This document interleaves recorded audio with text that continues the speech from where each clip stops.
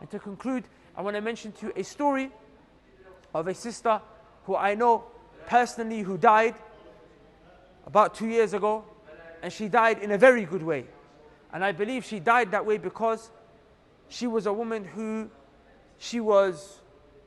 when she was practicing in this life, she was real externally as much as she was real internally.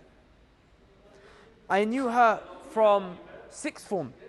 She was the sister of my best friend in sixth form. And she was a very good girl. She had just 2 friends, and as a friend of her brother, I would look out for her. Not ever communicate or talk to her, but I just used to make sure, is she okay? Is there any guys that are troubling her? As a friend naturally would. And I never saw ever once her do anything that could even be seen to be questionable. She kept to herself, she hardly spoke to anyone, and just had 2 friends. Soon as she left sixth form, at the age of 18, she got married. She got married and she was a good wife. And she used to pray, and she was a good person, a good sister, Allahumma barik. Suddenly, 3 years into her marriage, Allah, He tested her with cancer. And the cancer was such that it was incurable, and a very rare type that only a very small fraction of people, they get it. Her family tried everything to get her tested, to get her cured, different treatments, drug trials, nothing seemed to work. Towards the end of her sickness, her family, they asked me to come and do ruqya on her. And I would recite Quran on her. And it would bring her ease. But it was a bit too late, in that had they maybe come to the Quran earlier, something could have happened. But Allah Azza wa Jal, He plans however He plans, and He does what He wills.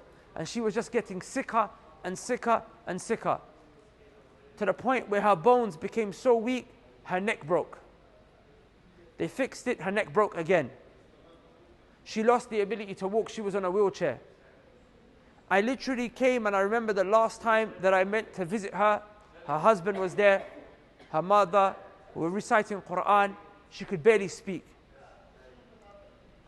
And I said, sister, how do you feel?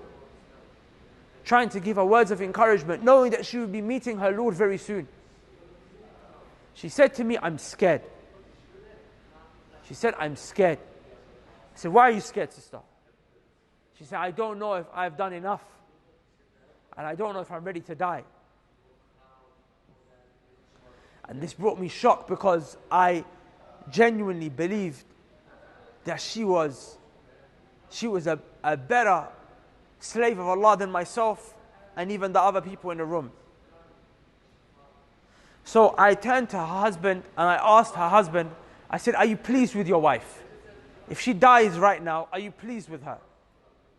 And the reason I asked this is because there's a hadith of the Prophet ﷺ. He said, if a woman prays her 5 daily prayers, and she does her things that are obligatory upon her, her zakat and fasting, and she protects her chastity, she protects her private parts in terms of when she wasn't married, and even when she's married, she doesn't go to other men, and then when she dies, her husband is pleased with her, she will be able to walk through any gate of Jannah. So because she was aware of this hadith, I asked her husband, are you pleased with your wife if she dies right now? And he said, I am very pleased with her. I looked to her and I said, sister, inshallah, when you meet Allah, you'll be meeting Him in a good way. She died the next week. Her brother and her husband were next to her in the hospital, and they said that she raised her hands and made some kind of dua. And it was shocking because she couldn't even move her hands.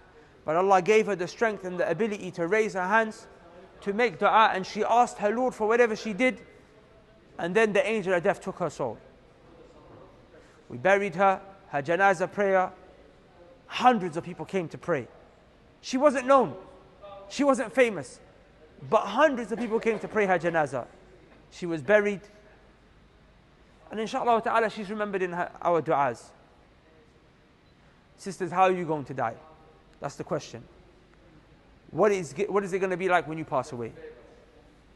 And remember, it's about your heart. It's not about your outer. It's not about how you appear to people. But it's about deep down how you work on those diseases that you have, that I have, that we all have.